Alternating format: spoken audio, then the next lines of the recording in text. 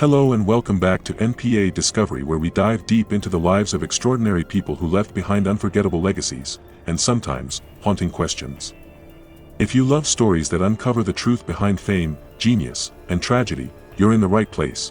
Before we begin, don't forget to like this video, subscribe to the channel, and share it with someone who still remembers the magnetic brilliance of Heath Ledger. Your support gives us the motivation to keep sharing these impactful stories. Today's title asks a chilling question. Why was Mary-Kate Olsen involved in Heath Ledger's final hours? Is it an innocent coincidence? Or the tip of a darker truth that Hollywood would rather forget?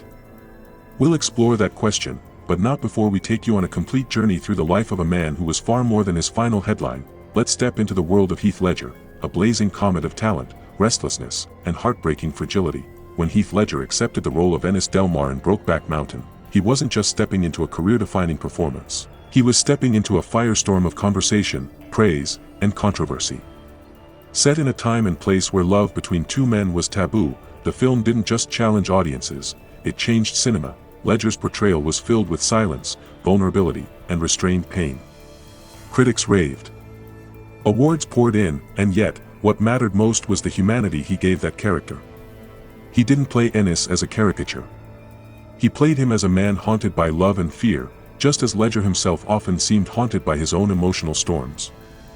On set, Ledger wasn't just acting. He was falling in love with his co-star Michelle Williams, who played his wife in the film. Their chemistry was electric, and soon after filming wrapped, Michelle was pregnant with their daughter, Matilda. For a brief moment, Ledger seemed to have it all: critical acclaim, a growing family, and a reputation as one of Hollywood's most serious young actors. But the pressure of success did not bring peace. It only deepened his restlessness. Ledger once said he never wanted to do the same role twice. He feared stagnation more than he feared failure. This drive kept pushing him forward, but it also made him hard to ground. He was already beginning to show signs of something darker, a sleeplessness that no amount of success could cure. The Australian media, once proud of their rising star, turned hostile. Ledger's disdain for the paparazzi became infamous. He wanted to raise his daughter in peace, but the hounding press made that impossible. He even abandoned plans to live in Sydney again because of it. In 2004, a small but troubling story broke. Ledger allegedly spit at journalists on the set of Candy. The tabloids exploded. In retaliation, photographers soaked Ledger and Williams with water guns during a red carpet appearance. It was petty, brutal, and a sign that the cost of fame was climbing fast. In 2006, Heath Ledger met with director Christopher Nolan. The subject? A new Batman film. Nolan already had someone in mind for the Joker. Not just in mind, Ledger was the only actor he wanted. To the public, the casting choice was baffling. Heath Ledger, the heartthrob from 10 Things I Hate About You. But Nolan saw something few others did, a wild intelligence and a willingness to disappear into roles completely. And disappear he did. Ledger's transformation into the Joker was no ordinary performance. For over a month, he locked himself in a hotel room to prepare, immersing himself in the character's mania. He studied ventriloquists to shape the Joker's unsettling voice. He read A Clockwork Orange, pored over Batman comics, and kept a diary written in the Joker's voice. Michael Caine, the actor who played Alfred, later recalled a scene so chilling that he forgot his lines. Ledger didn't just play the Joker, he embodied him. His performance would eventually redefine the character for generations. Yet behind the scenes, a different kind of transformation was happening. Ledger's insomnia, always present, had become overwhelming. In a now famous interview, he admitted to surviving on 2 hours of sleep per night. He took sleeping pills, but they weren't working. And in a quiet, almost prophetic moment, he told the reporter, "I've got too much going on in my mind." His Joker diary, later discovered after his death, contained images of hyenas, twisted clowns, and disturbing phrases like "bye-bye." Some saw it as method acting taken too far. Others saw a man losing himself. There's a popular myth that the Joker role broke Heath Ledger. But that's too simplistic and too convenient. The truth is more complex. Ledger was already wrestling with the darkness inside him. The role simply gave it form. What's clear is that no one around him, no friend, no doctor, managed to stop what was happening. By January 2008, Heath Ledger was living alone in his Manhattan loft. His relationship with Michelle Williams had ended months earlier, and though he was still working, this time on the Imaginarium of Dr. Parnassus, his health was visibly failing. Friends said he had a lingering chest infection, but Heath kept pushing forward. He was, after all, Heath Ledger, driven, intense, and constantly chasing the next level. On the afternoon of January 22, 2008, Ledger's masseuse arrived for an appointment. What she found was chilling. Heath was unresponsive in bed. But instead of calling 911 immediately, she did something that still raises questions to this day. She called Mary Kate Olsen. Mary Kate, a close friend of Ledger's, wasn't even in New York. She was in California. Instead of instructing the masseuse to call emergency services, she sent her private security team to the scene. It wasn't until after that, the masseuse dialed 911 and tried to revive Heath with CPR. When paramedics arrived, it was too late. Within 3 minutes, Heath Ledger was pronounced dead. And that's when the conspiracy theories took flight. Analysis. Why would someone call a celebrity friend instead of an ambulance? Why did Olsen's security team arrive just as paramedics did? And why did Olsen initially refuse to speak to investigators unless she was granted immunity? To this day, no concrete answers exist. Olsen's team released a statement denying any knowledge of where Ledger had obtained the drugs found in his system, but her silence only made the questions grow louder.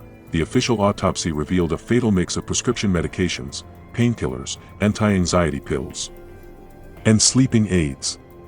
No single drug was at overdose levels, but together, the cocktail became deadly. It was ruled an accident. Here's what makes the tragedy so heavy. Heath Ledger didn't want to die. He had just completed one of the greatest performances of his generation. He was still actively working, still sending emails, still scheduling meetings.